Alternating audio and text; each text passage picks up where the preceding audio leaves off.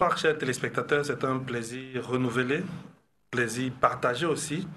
Aujourd'hui, nous allons parler de l'amour qui protège tout. La Bible dit dans 1 Corinthiens 13, verset 7, que cet amour excuse tout, cet amour croit tout, cet amour espère tout, et cet amour-là supporte tout. Donc aujourd'hui, nous allons spécialement parler de l'amour qui protège, et cet amour-là qui protège toujours, qui protège tout le temps.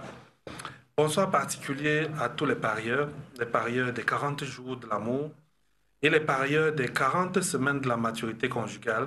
Je n'oublie pas ceux qui sont dans le groupe Moment de famille sur WhatsApp. Bonsoir à vous et bonsoir aux téléspectateurs qui se donnent la peine de s'arrêter pour suivre cette émission télé sur Canal 7 Harmonie. L'amour protège toujours. Le mariage est composé de beaucoup de joie, de beaucoup de choses, des peines, des joies, du succès, des échecs. Mais quand on pense à bâtir son mariage, quand on pense à se mettre au travail pour rehausser l'éclat de son mariage, pour développer son mariage, on a rarement pensé que le mariage soit vraiment un champ de bataille. On a rarement pensé qu'il y aurait un combat à mener pour que tout marche bien. Quand les jeunes pensent au mariage, ils voient surtout le meilleur, ils voient difficilement le pire. Donc, ils n'imaginent pas qu'il y a un combat à mener, ils n'imaginent pas que quand vous voyez un couple manger aux chandelles, quand vous voyez un couple sur un balcon romantique, c'est parce qu'il y a un combat qui a été mené en amont. Ils s'imaginent simplement que c'est l'amour qui amène toutes ces choses. C'est vrai, c'est l'amour qui amène ces choses, mais c'est un amour qui protège. C'est un amour qui protège toujours. Il faut donc retenir pour cette émission de ce soir que dans le mariage, l'amour va combattre, qu'il y aura des combats à mener pour bâtir votre couple. Vous devez être disposé à combattre, sinon vous ne vous en sortirez pas. Le dehors, c'est un dehors très compliqué. Le diable apparaît dans la Bible pour la première fois, c'est en face d'un couple. Donc, le couple est exposé depuis le début aux attaques de l'autre côté, aux attaques de l'adversaire. Et ces attaques-là, elles sont multiples et on va les voir aujourd'hui. Malheureusement, votre mariage, il faut que vous le sachiez, a vraiment des ennemis et des ennemis sérieux. Ils vont venir sous différentes formes. Ils ne vont pas forcément venir sous la forme d'agressivité totale ou alors sous une forme de violence directe, mais les stratégies vont être différentes. Et aujourd'hui, nous allons dans cette émission essayer de décortiquer les différentes stratégies que l'ennemi du mariage va utiliser pour détruire le mariage. Parce que son objectif, c'est de conspirer pour détruire la relation. Il sait que dès qu'il a détruit la relation, il a détruit le mariage. Certains de ces ennemis-là sont vraiment intelligents. Ils peuvent même paraître attrayants. On peut les voir et se dire, on en a besoin pour notre couple. On peut se dire, ce sera bon pour mon mari. S'il fait partie d'un groupe d'anciens camarades, ça lui fera beaucoup de bien, il va se distraire. Ça peut être attrayant pour vous. Vous pensez que votre femme, si elle fréquente ce groupe de type de femmes, ça lui fera du bien. Mais sachez que à l'apparence attrayante peut se cacher une véritable agressivité, un véritable combat qui aura amené. D'autres vont tenter d'attirer votre cœur loin de votre conjoint. Il va essayer d'attirer votre cœur vers d'autres choses, vers d'autres fantasmes, vers d'autres joies, vers tout sauf ce qui vous lie à votre conjoint. C'est donc une bataille que vous devez mener. C'est une bataille sans merci pour protéger votre mariage. Et je le dis tout le temps quand je discute avec des hommes de valeur. Je leur dis, le combat pour le mariage, fight for your family, ce n'est pas la blague, ce n'est pas un jeu, c'est un combat sérieux. Ne prenez pas ça à la blague. Beaucoup d'hommes laissent leurs femmes errer, laissent leurs femmes s'amuser dans le sens de s'écarter des valeurs de leur mariage et ils se disent ça va aller, je ne veux pas paraître violent, je ne veux pas paraître brutal. On n'a pas besoin de violence ou de brutalité, mais on a besoin d'un véritable combat, comme disent les Anglais, fight for your family. On a besoin de lutter, de combattre pour son couple. Votre conjoint a vraiment besoin de votre protection. Et cette protection-là, ce sera contre 5 choses qui sont l'essentiel de notre mission de ce jour-ci. Les 5 tendances que tu ne dois pas ignorer dans ta vie conjugale. Les 5 choses qui vont, si tu ne fais pas attention, détruire ton couple. Alors nous allons commencer par la première chose. Avant de parler de cette première chose, ceux qui viennent pour la première fois à l'émission, c'est bien qu'on s'accorde sur la manière dont l'émission se déroule. En première partie de l'émission, je ne reçois pas des appels, je ne reçois pas des messages. C'est comme un partage que je fais avec vous. Et dès qu'on prend la première pause musicale, la première ponctuation musicale, à ce moment-là, je vais lire les messages que vous avez envoyés. Sur le bas de votre écran, il y a des numéros de téléphone. N'utilisez pas le mot direct, le numéro direct au début de ce message. Vous pouvez utiliser les autres, les numéros GSM pour les SMS, parce que à la deuxième partie de l'émission, je vais lire les messages par ordre d'arrivée. Donc, au fur et à mesure que je développe, si vous avez une contribution, si vous avez une question, envoyez-la. Je vais lire à la deuxième partie par ordre d'arrivée. Ne vous dites pas, j'ai envoyé un message, c'est pas arrivé. Si vos messages sont en train d'arriver, je vais les voir, mais je vais les lire plutôt après. Alors, nous disions que votre mariage a 5 choses dangereuses qu'il ne faut pas ignorer.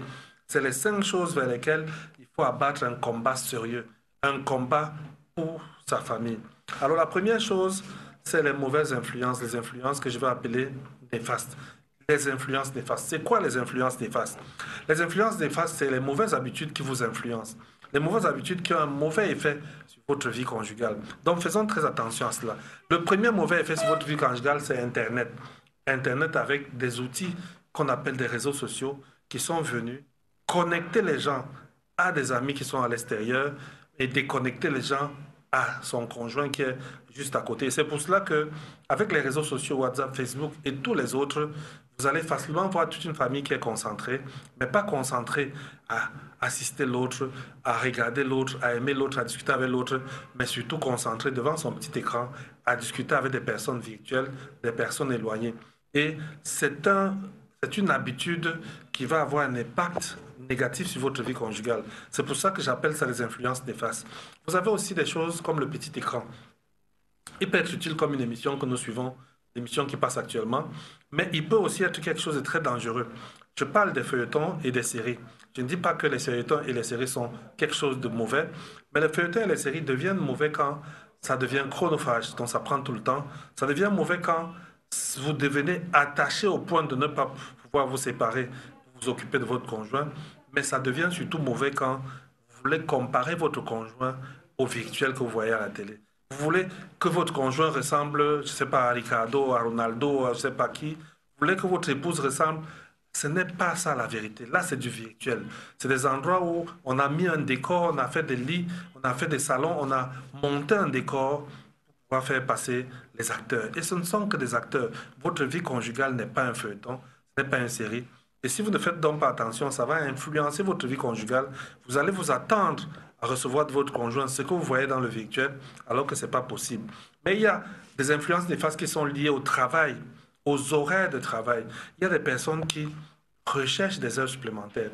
J'étais expert dans une entreprise, je travaillais avec un Belge et il m'a dit, je remarque que les gens restent trop longtemps au bureau et je remarque que les gens viennent au bureau pendant les week-ends. Et le patron lui a dit, c'est parce qu'ils se sentent plus à l'aise au bureau qu'à la maison. Non, cette tendance doit changer. On ne peut pas écouter cette émission durant toute l'année et ne pas renverser cette tendance. C'est néfaste d'être plus à l'aise au bureau qu'à la maison. On sait que la maison peut être compliquée. On peut avoir un époux qui est difficile. On peut avoir une épouse qui est querelleuse. Mais on a besoin de se mettre au travail pour rétablir à la maison une ambiance qui permet de rentrer tôt, qui nous presse même à retourner à la maison, retrouver les nôtres. La course vers les missions à l'étranger, les missions à distance, parce que ça donne de l'argent, nous éloigne aussi de notre maison. Donc faisons très attention à cela. Il y a aussi des influences néfastes, et si je saute ça, je ne serais pas sérieux, dans des enseignements religieux qui, au lieu d'unir, séparent plutôt.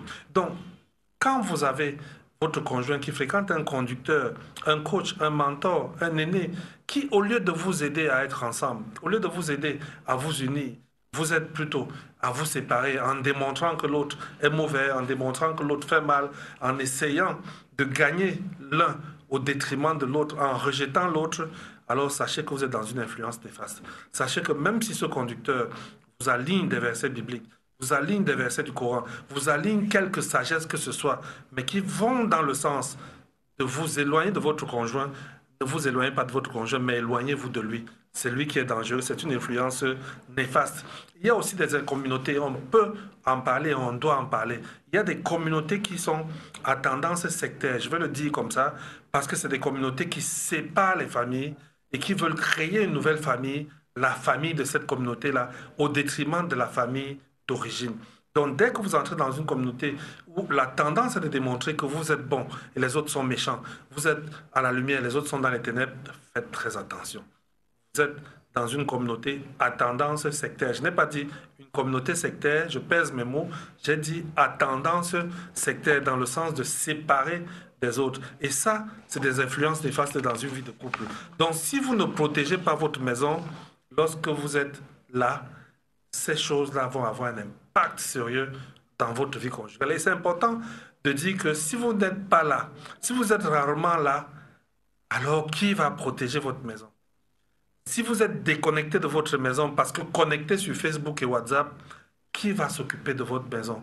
Qui va s'occuper de votre conjoint? La vraie chose qu'il faut développer pour aller contre les influences néfastes, c'est de vous garder à l'équilibre. C'est vous battre pour rester en équilibre. WhatsApp, c'est bon pour échanger des messages. Je vous ai parlé de pari des 40 jours, ça se fait sur WhatsApp. Le pari des 40 semaines de la maturité conjugale, c'est sur WhatsApp. Rebâtir son couple, c'est sur Facebook. Toutes ces petites choses, moments de famille même, à un couple sur WhatsApp, c'est positif. Mais on peut faire de ces outils réseaux sociaux quelque chose de négatif. Tant que ça déconnecte de la vie conjugale, tant que ça déconnecte de l'autre, ça devient une influence néfaste. Et la question que je pose quand on parle de ce premier ennemi, la première question que je voudrais te poser, c'est de savoir, est-ce que tu vas laisser ces mauvaises habitudes empoisonner ta vie conjugale?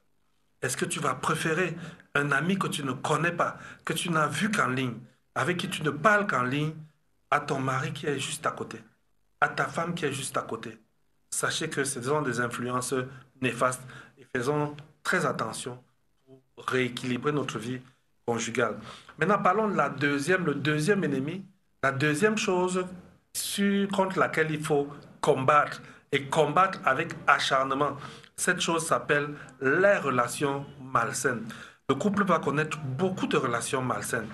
Tout le monde ne peut pas être un bon ami, il faut qu'on se le dise. On ne doit pas avoir peur de penser que toutes nos fréquentations ne sont pas forcément des bons amis. Tous nos camarades ne sont pas forcément des bons amis.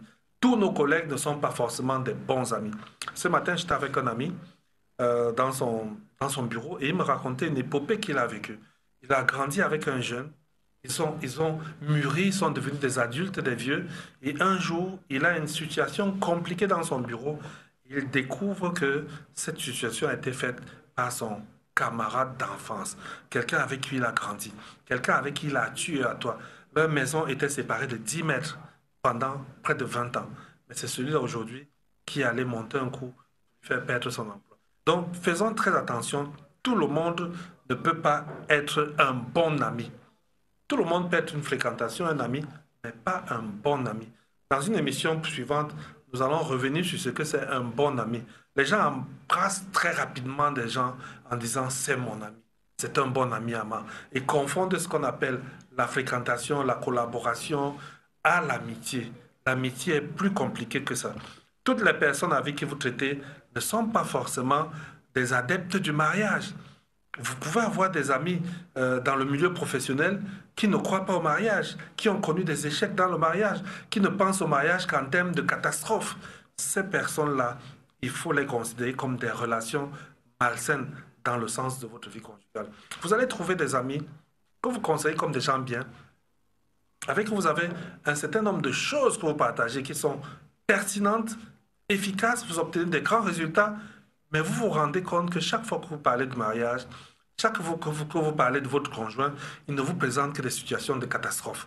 Il ne vous présente votre conjoint que comme quelqu'un qui va faire un accident au niveau conjugal bientôt et bientôt. Et c'est comme ça qu'une femme va se mettre à soupçonner son mari parce qu'elle a une amie qui a eu un mari volage, qui faisait n'importe quoi et qui lui empoisonne la tête avec l'idée que ton mari te trompe. S'il rentre à 22 heures, ça veut dire qu'il était avec des femmes.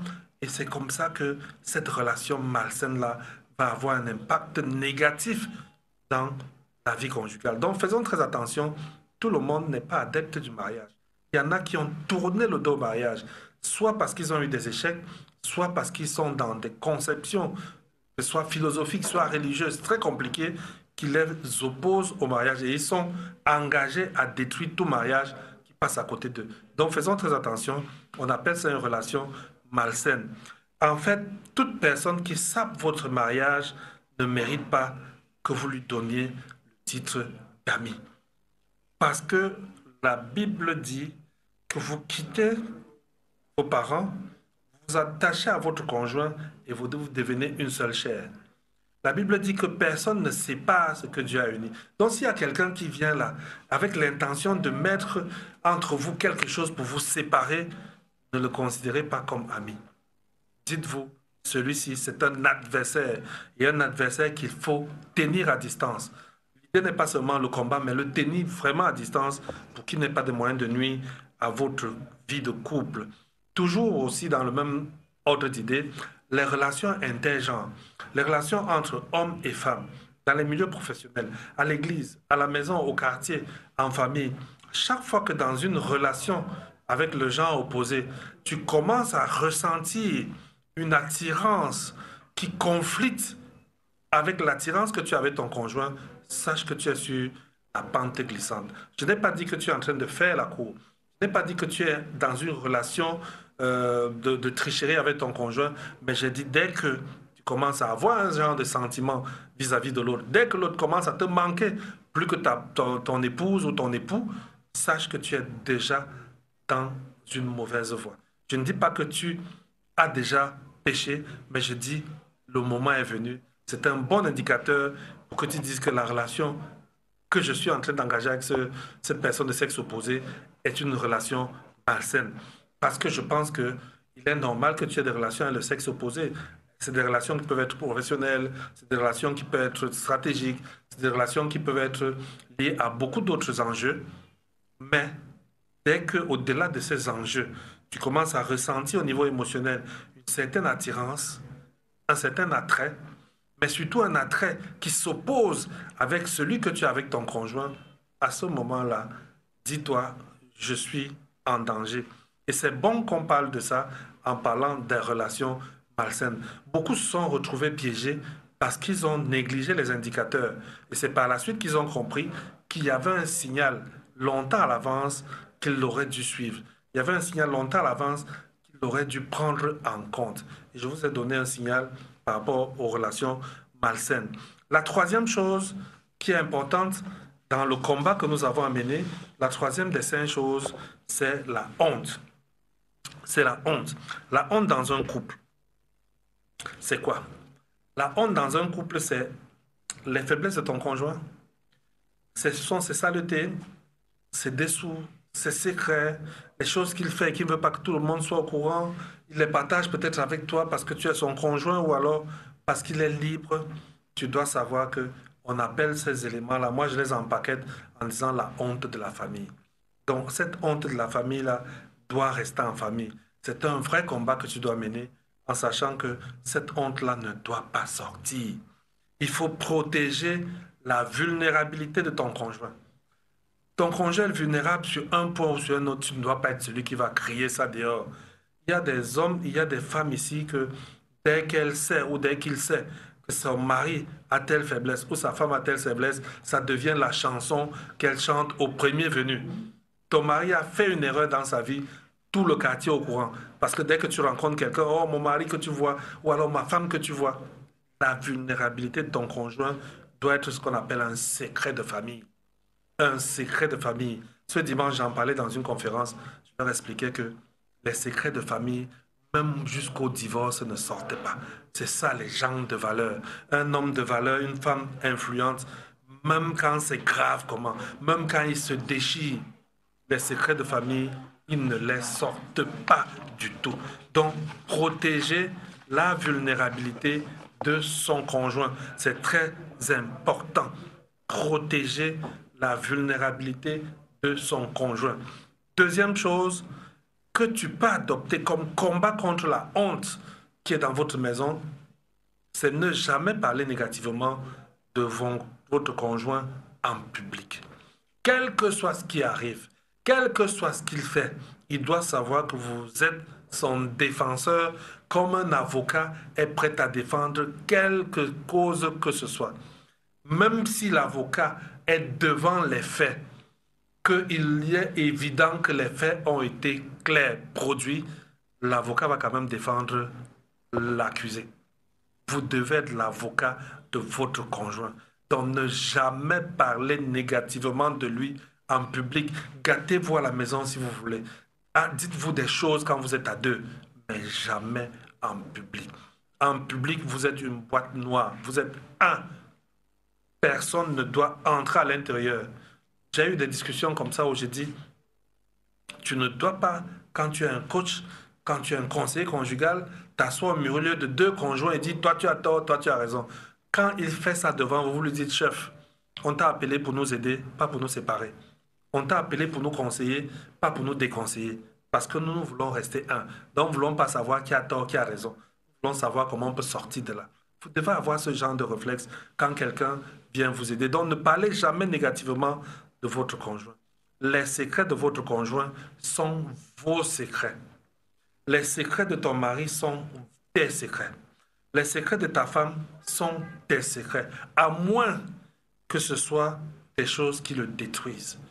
On peut avoir des comportements destructeurs qui peuvent le mettre en danger, peuvent mettre la famille en danger, peuvent mettre les enfants en danger. À ce moment-là, et uniquement à ce moment-là, vous pouvez faire appel à quelqu'un d'autre à qui vous allez parler de ça dans le sens de venir aider la famille, dans le sens de venir aider le conjoint. Sinon, vous êtes en pleine calomnie. Dès que vous parlez des secrets de votre conjoint, c'est de la calomnie. De manière générale, et c'est bon de le savoir, l'amour doit cacher les fautes de l'autre. L'amour ne s'oppose pas à la vérité. L'amour complète la vérité. Et cacher les secrets de ton conjoint, ça ne veut pas dire mentir. Parce qu'il y a un genre de croyance religieuse qui veut que tout ce que ton conjoint fait, il faut aller raconter dehors. Non, pas, ça, c'est pas la vérité. Ça, c'est la bêtise. C'est manquer de sagesse. Il y a des choses qui doivent rester entre vous deux, qui sont des vérités pour vous deux, mais qui doivent ne pas sortir. La Bible dit dans Proverbe 10, le verset 12, Proverbe 10, le verset 12, il dit clairement, la Bible dit clairement que la haine excite les querelles, mais l'amour couvre toutes les fautes. L'amour couvre toutes les fautes. Proverbe 10, verset 12. Proverbe, c'est un livre de sagesse. La sagesse dit que l'amour couvre toutes les fautes. Tu aimes ton conjoint, tu couvres ses fautes. Tu ne découvres pas ses fautes.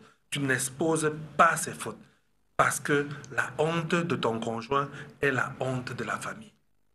On couvre ça. C'est une affaire de famille. Je voulais dire aux téléspectateurs que les différents messages sont en train d'arriver. J'en ai vu quelques-uns qui sont arrivés. Et je vais peut-être prendre une ponctuation pour terminer les deux autres après avoir lu les premiers messages. Donc, on va prendre une petite ponctuation. Question de retour sur ce plateau avec quelques messages qui sont arrivés. J'ai annoncé au début de l'émission, pour ceux qui la suivent pour la première fois qu'elle est interactive, un auditeur, un téléspectateur m'a envoyé un message pour dire que le côté où il est, le signal n'est pas bon du tout.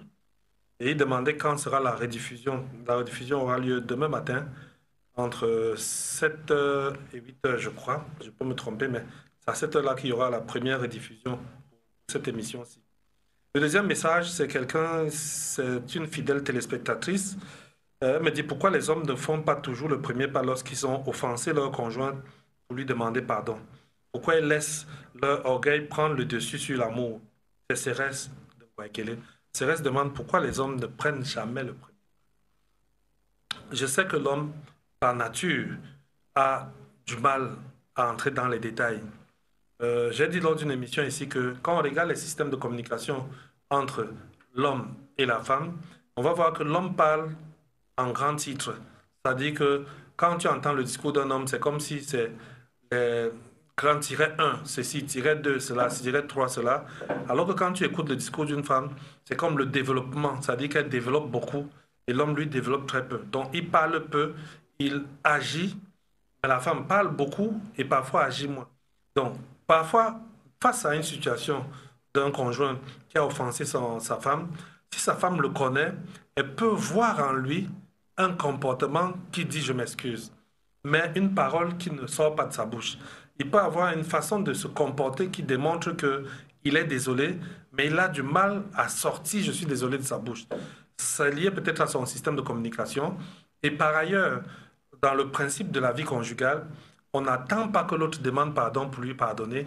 On lui pardonne avant qu'il ne demande pardon. Donc, quand il vient pour vous demander pardon, il trouve que vous êtes déjà disposé parce que vous lui avez déjà pardonné. Mais je suis d'accord avec toi que les hommes doivent faire un effort de parler parce que votre conjoint attend d'entendre sortir de votre bouche, je suis désolé pour ceci ou cela.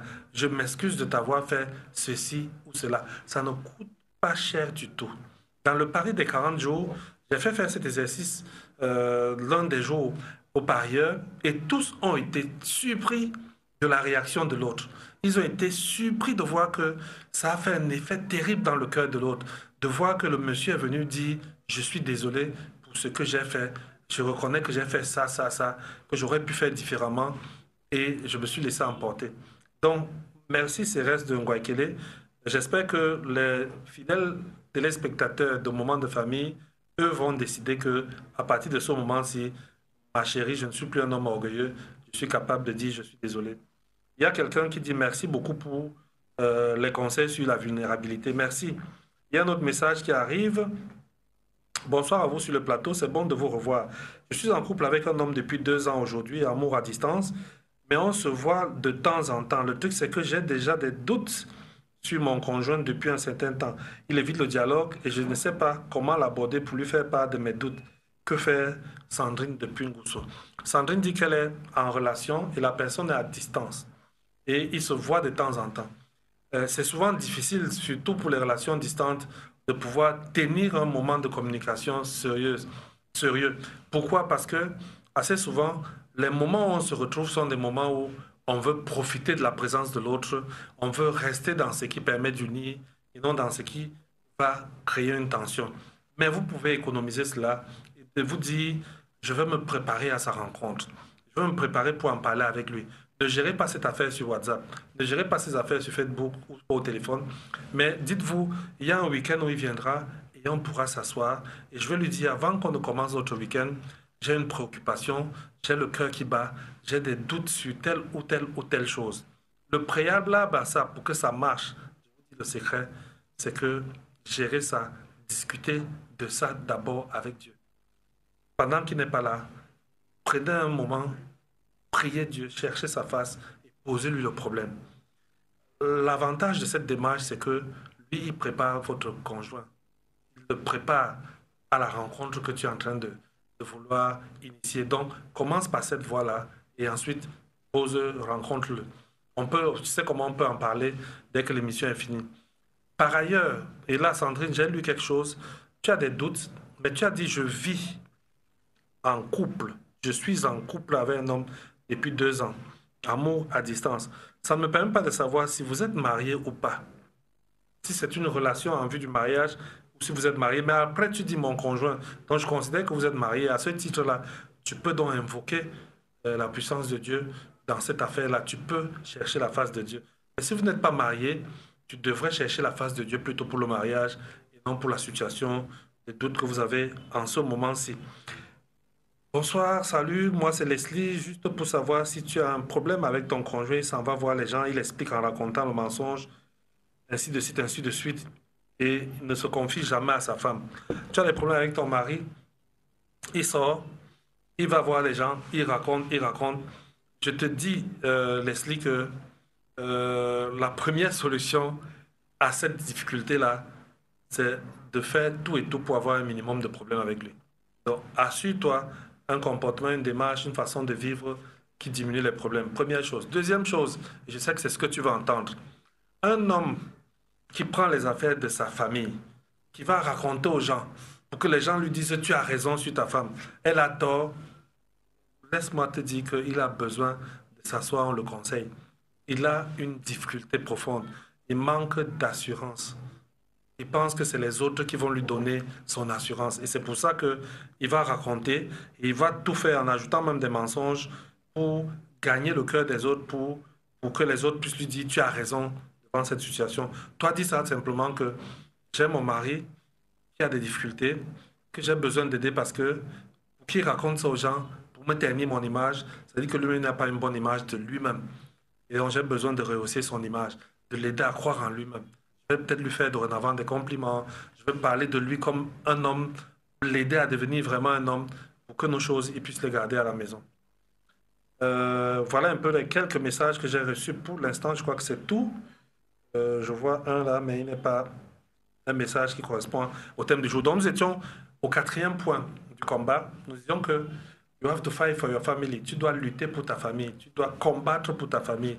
Tu dois protéger ta famille. Et le thème de l'émission, c'est l'amour protège. Nous avons commencé aujourd'hui par parler du fait que ton couple va affronter des difficultés auxquelles tu dois apporter une réponse rapide. Nous avions dit que la première difficulté, c'était sur les mauvaises influences. Nous avons parlé d'Internet, la télé, les mauvaises compagnies, les mauvaises églises, les mauvais mentors et tout ça. Nous avons parlé des relations malsaines, des personnes qui ne sont pas adeptes du mariage, des personnes qui font tout pour vous séparer. Et nous avons parlé de la honte qui est le secret que ton conjoint a, le secret de famille qui ne doit pas sortir. Et nous avons cité même un verset, Proverbe 12, 10, verset 12, qui dit que l'amour couvre les fautes. L'amour ne couvre pas les fautes seulement, mais l'amour couvre toutes les fautes. Et je vais lire ce message avant de continuer au quatrième élément. Bonsoir à vous au plateau. Comment savoir si une femme est celle que Dieu aura choisie pour moi? Existe-t-il une femme idéale? Aaron depuis Obili. Aaron, le mot idéal n'est pas un mot chrétien. Maintenant, comme mes réponses sont beaucoup plus basées sur les préceptes chrétiens, par contre, la femme de ta vie ou la femme que Dieu a choisie pour toi, comment tu peux faire pour la connaître? Cela s'appelle le discernement. Il faut avoir un discernement. Et pour développer ce discernement-là, parce que discerner, c'est discerner quoi? Quand on dit discerner, de quoi on parle? On parle de discerner quelle est la volonté de Dieu pour toi, de discerner quelle est la personne que Dieu a préparée pour toi. Et qu'est-ce que ça veut dire, discerner la personne que Dieu a préparée pour toi? Ça veut dire que tu crois déjà en toi-même que Dieu a pu préparer quelque chose pour toi. Ça veut dire que tu crois à ce verset du livre de Jérémie qui dit que Dieu connaît les projets qu'il a pour toi, les projets de bonheur. Et donc tu vas vers Dieu pour que Dieu te montre ces projets de bonheur qu'il a pour toi. C'est ça qu'on appelle le discernement, savoir ce que Dieu a préparé pour toi. Découvrir ce que Dieu a préparé pour toi. Et Dieu, lui, il est disposé et disponible de révéler ce qu'il a préparé pour toi. Mais pour ça, il faut que tu aies une relation avec lui qui te permet de comprendre son langage. Il faut que tu aies une relation avec lui qui permet de comprendre ce qu'il te dit, de pouvoir communiquer avec lui, d'avoir une intimité avec lui. Un enfant discerne la volonté de son père, il n'a pas besoin que son père lui dise si mes chaussures, qu'il scie ses chaussures. Je parle d'un bon enfant. Un bon enfant, c'est que quand papa va sortir et que ses chaussures sont dans le couloir, il doit lui ramener ses chaussures, il doit aller chercher les chaussettes, tout ça. Papa n'a pas besoin de parler pour ça. Le petit a un discernement. Mais son discernement ne vient pas d'un quelconque apprentissage méthodique, mais ça vient d'une relation intime avec son père. Parce qu'il connaît son père, il peut savoir ce que son père veut. Et donc, que tu puisses savoir quelle est la femme que Dieu a préparée pour toi, tu as besoin d'avoir une bonne relation avec Dieu. C'est cette relation avec Dieu, personnelle et intime, qui te garantit.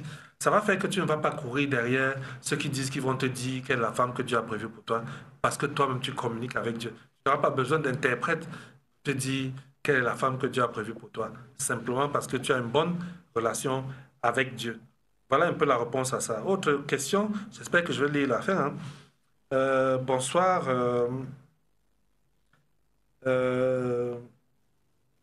Bonsoir, Papa Roger. Est-ce que la masturbation est une bonne chose?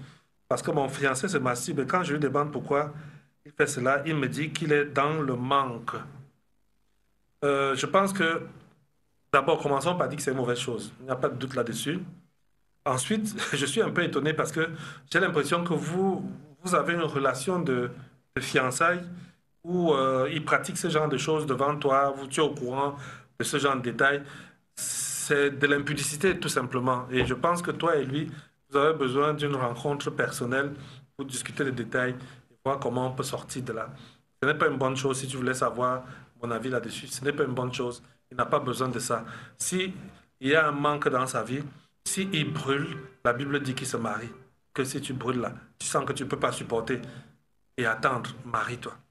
Tu es sa fiancée, donc c'est même déjà à côté. Il doit seulement tenir bon et aller jusqu'au mariage. Mais c'est pas non plus bien de se marier à cause du sexe. On ne va pas dans le mariage pour le sexe.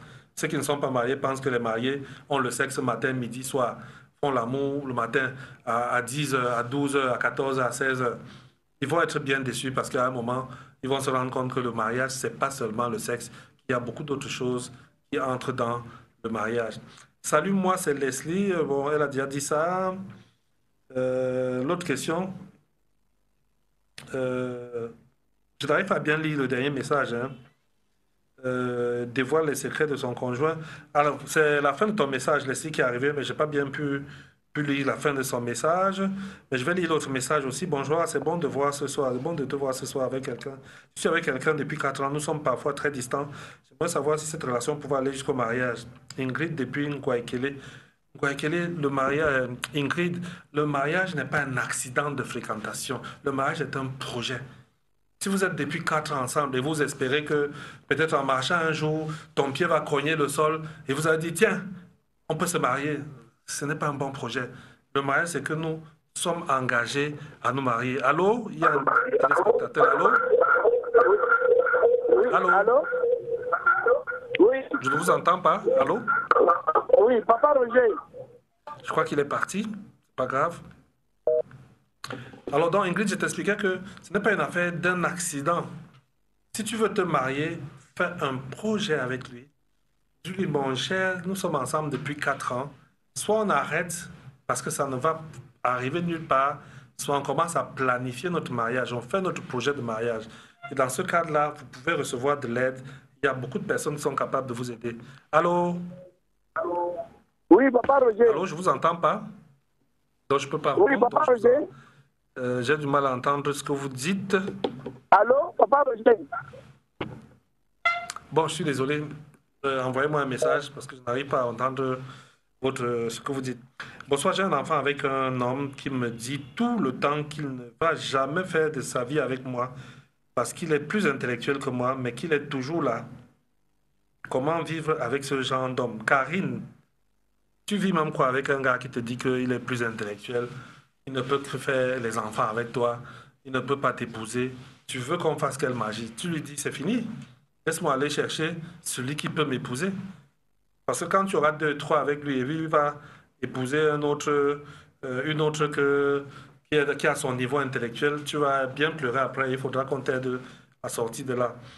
Quelqu'un me dit qu'il aime cette émission et il a un problème, mais il n'a pas dit la suite. J'ai commis une erreur en trompant mon mari et il a été au courant de tout. Lui et moi, nous ne partageons plus les relations intimes et il est fâché contre moi. Allô?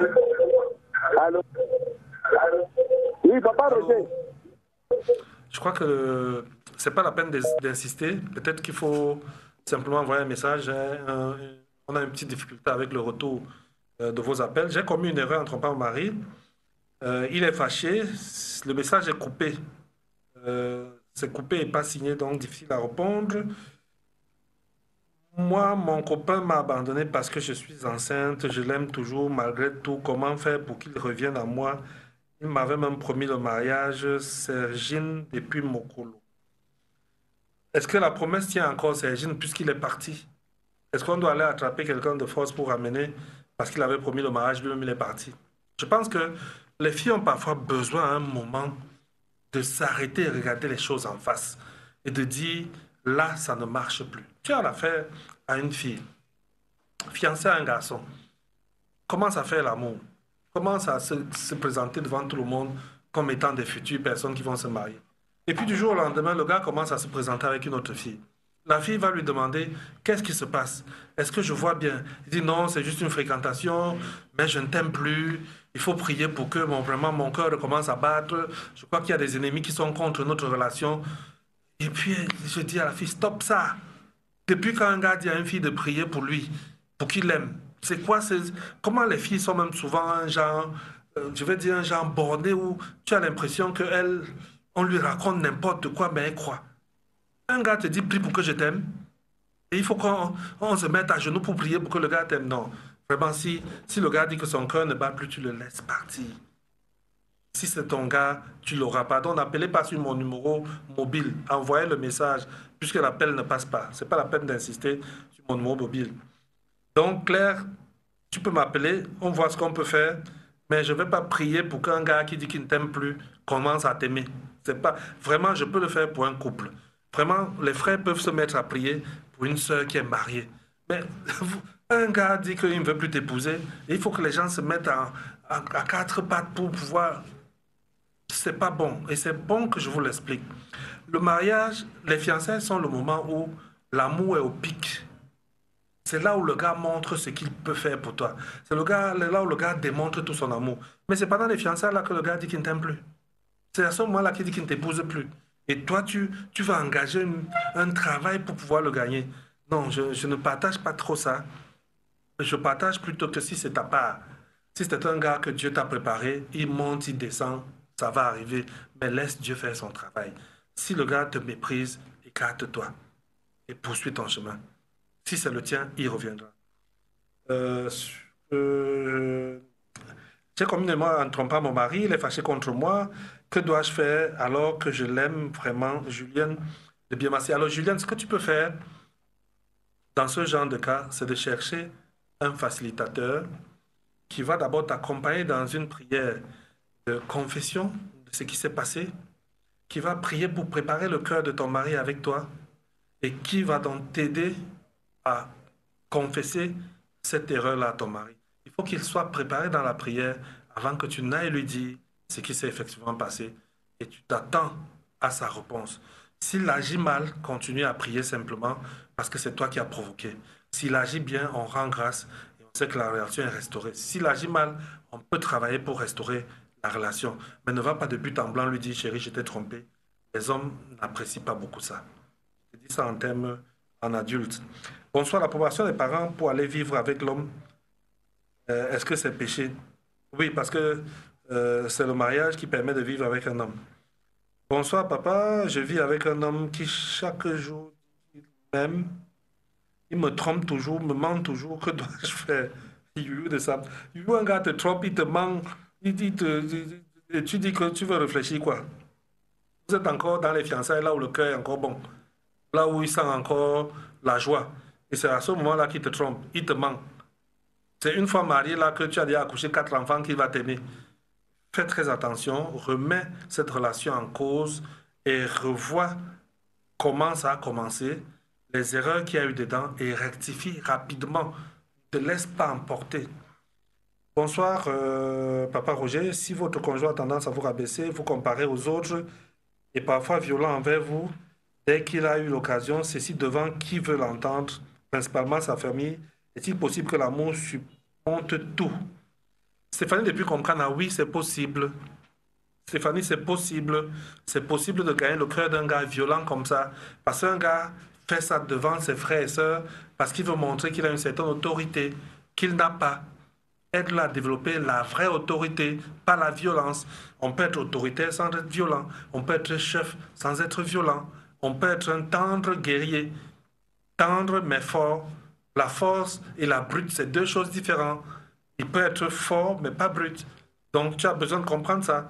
Je rappelle aux téléspectateurs que nous sommes à 2 minutes de la fin de l'émission.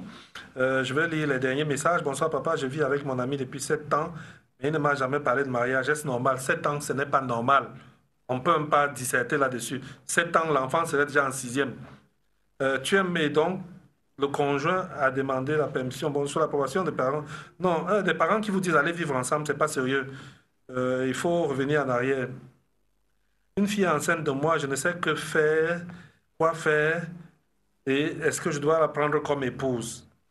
Vraiment, vous dormez avec les filles, à ce moment-là, vous ne posez pas la question de savoir si je dois la prendre comme épouse. Maintenant qu'elle est enceinte, tu commences à réfléchir. Il y a un moment pour réfléchir. Dès que tu te couches avec une fille, il y a possibilité de faire un enfant. Donc, c'est une possibilité qui est même très forte. Mais ce n'est pas après avoir fait ça que tu vas commencer à poser la question maintenant à la télé pour savoir est-ce que je dois l'épouser ou pas. Pose-toi la bonne question. Mon gars s'est présenté à mes parents en leur disant qu'il veut m'épouser, sauf qu'il ne prend pas soin de moi parce qu'il dit que je travaille. Que faire? Janine, un garçon commence à prendre soin de toi quand vous êtes mariés. Avant le mariage, ce n'est pas le mariage. Les fiançailles, ce n'est pas la prise en charge.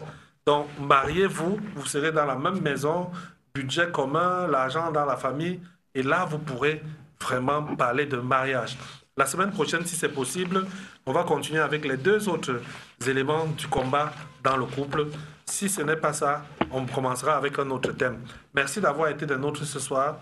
Merci de suivre Moment de famille et merci de suivre Canal 7 Harmonie. Que Dieu vous bénisse. Le plus grand aimer, c'est ce qu'il y a de plus fort aimer. C'est bien plus qu'un sentiment, c'est aussi le plus dur, c'est bien plus qu'une